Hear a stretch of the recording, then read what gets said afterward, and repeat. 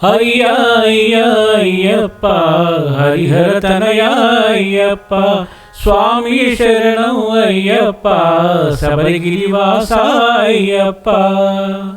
అయ్యప్ప స్వాములు నల్ల దుస్తులు ఎందుకు ధరిస్తారు? మోహన్వాణి తెలుగు పోడ్కాస్ట్ వింటున్న శ్రోతలందరికీ హృదయపూర్వక ధన్యవాదాలు. అయ్యప్ప స్వాములకు నల్ల దుస్తులు ధరించే ఆచారం ఎంతో లోతైన ఆధ్యాత్మిక భావనతో ఉంది. ఇది కేవలం భక్తి సూచిక మాత్రమే కాదు, అయ్యప్ప దీక్ష జీవన విధానం యొక్క ప్రధాన భాగం కూడా. నల్ల దుస్తులు ఎందుకు ధరించాలి?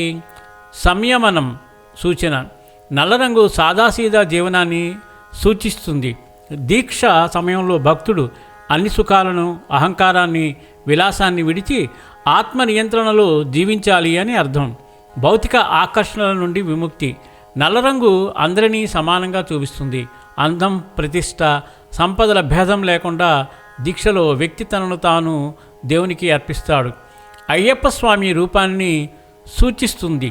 అయ్యప్ప స్వామి స్వయంగా యోగి స్వరూపుడు, విరక్తుడు. నల్ల వస్త్రం ఆయన యోగమయ రూపానికి చిహ్నం. ఉష్ణాన్ని ఆకర్షించడం. శబరిమల ప్రయాణం ఎక్కువగా చలికాలంలో జరుగుతుంది. నల్ల రంగు వేడిని గ్రహించి శరీరాన్ని వేడిగా ఉంచుతుంది. మానసిక స్థిరత్వం కోసం నల్ల రంగు మనసును ప్రశాంతంగా, గంభీరంగా ఉంచుతుంది. ఇది ఆత్మ విశ్లేషణకు సహాయపడుతుంది.